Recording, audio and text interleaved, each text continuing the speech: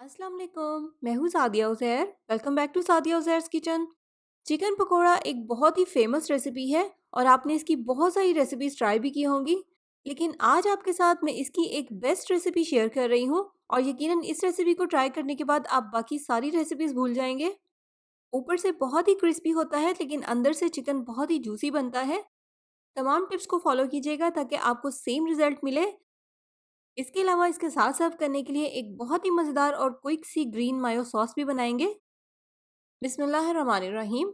तो चिकन पकोड़ा बनाने के लिए यहाँ पर मैंने 1 किलो चिकन लिया है, बोन्स के साथ है। आप चाहें तो बोनलेस चिकन का इस्तेमाल भी कर सकते हैं। अब आप देखें चिकन यहाँ पर छोटे पीसेस में कटा हुआ है, लेकिन लेग्स पर हम इस तरह से लाजमी कट्स लगाएंगे ताकि ये बहुत अच्छे से पक भी जाएं और स्पाइसेस भी इसके अंदर अच्छे से जज्ब हो जाएं। इसके बाद हम चिकन को मैरिनेट करेंगे और इसमें शामिल करेंगे 1 खाने का चम्मच अदरक लहसुन का पेस्ट, 1 चाय का चम्मच या हस्बे जायका बारीक पिसी हुई हरी मिर्च, 3 से 4 खाने के चम्मच बारीक चॉप की हुई प्याज, 3 से 4 खाने के चम्मच बारीक चॉप किया हुआ हरा धनिया, 1 खाने का चम्मच ऑयल,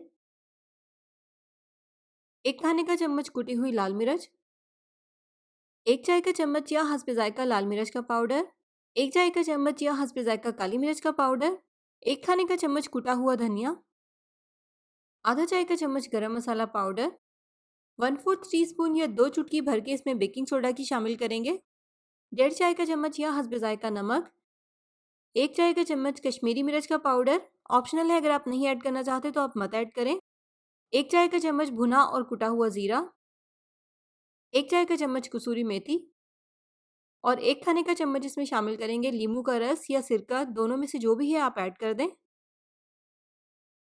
तो अभी इनमें कुछ मज़ीद चीज़ें भी शामिल करेंगे, लेकिन पहले इन तमाम स्पाइसेस को चिकन के साथ अच्छे से मिक्स कर लेंगे।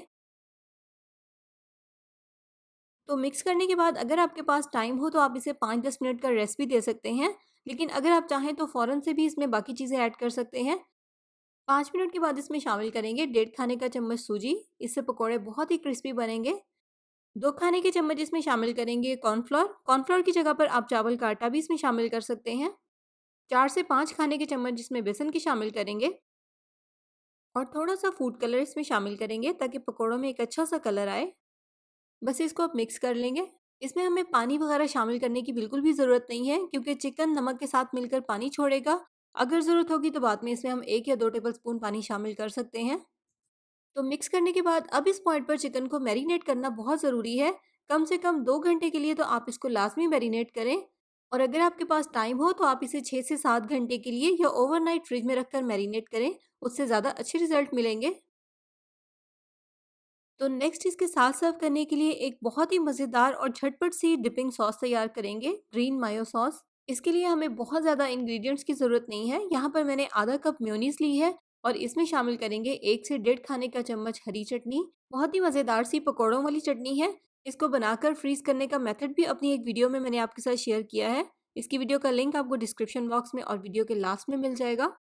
अगर आपको ज़रूरत हो तो आप इसमें नमक, काली मिर्च, थोड़ा-सा सिरका या लेमन जूस वगैरह भी ऐड कर सकते हैं, लेकिन इसका टेस्ट बिल्कुल परफेक्ट है, कुछ भी ऐड करने की ज़रूरत नहीं है।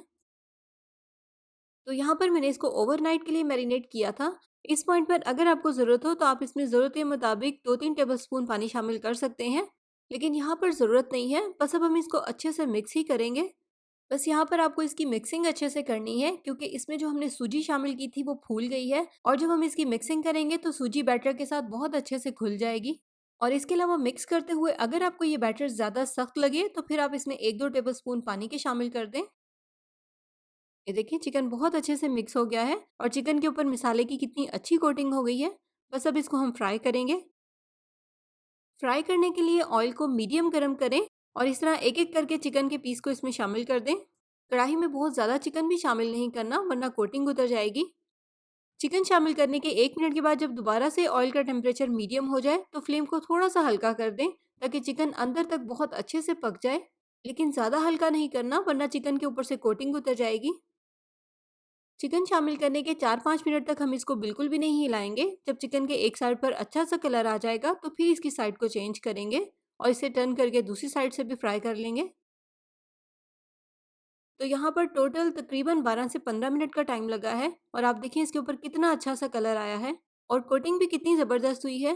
तो फ्राई करने के बाद पहले चिकन को इस तरह से स्ट्रेनर में निकाल लेंगे ताकि एक्स्ट्रा ऑयल निकल जाए।